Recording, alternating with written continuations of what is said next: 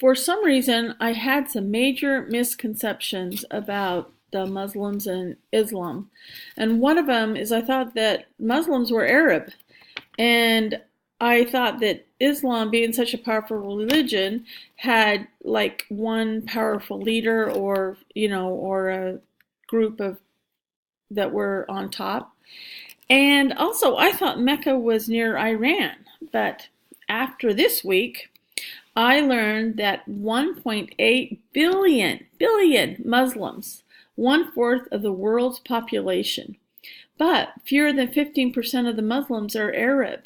One fifth of the world's Muslims live in non-Muslim countries. And so 1/5 of a billion is a lot of people. There is no consensus global leader, although several clerics and political leaders claim religious authority within their borders.